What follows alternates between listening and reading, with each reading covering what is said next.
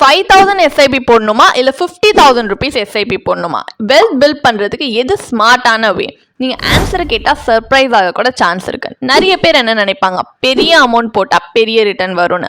But மணியை விட time தான் வெல்த் கிரியேஷனோட ரியல் சீக்ரெட்டே. லைக் இமேஜின் பண்ணுங்க, 5,000 rupees மந்த்லி நல்லா பர்ஃபார்ம் பண்ணுற ஒரு ஈக்விட்டி மியூச்சுவல் ஃபண்டில் 33 இயர்ஸ்க்கு SIP போட்டுகிட்டே வரீங்க. உங்களுக்கு 33 இயர்ஸ் கழிச்சு என்ன கிடைக்கும்னு நினைக்கிறீங்க? 2.54 crore கிடைக்கும். ஆமாம், இதே 50,000 rupees மந்த்லி SIP போடுறீங்க, அதுவும் 15 இயர்ஸ்க்கு போடுறீங்கன்னா நீங்கள் என்ன நினைப்பீங்க? இன்னும் ரொம்ப பெரிய நம்பர் வரும் அப்படின்னு யோசிக்கலாம். ஆனால் உங்களுக்கு 2.52 crore தான் கிடைக்கும். கேட்க சர்ப்ரைசிங்காக இருக்கா?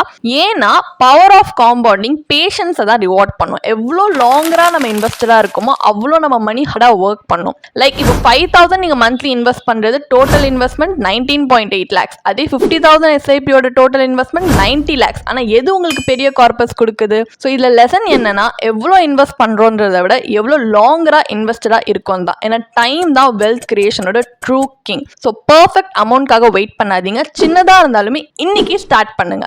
அண்ட் எங்க பயோல இருக்க லிங்க்ல போய் எங்களோட ஃபினான்ஷியல் பிளானர்ஸோட ஒரு ஃப்ரீ கன்சல்டேஷனுக்கு ரெஜிஸ்டர் பண்ணிக்கோங்க. அண்ட் உங்களோட ட்ரீம் ஃபினான்ஷியல் ஃபியூச்சரை SIP மூலமா பில்ட் பண்றதுக்கான எப்படின்றத டிஸ்கவர் பண்ணுங்க.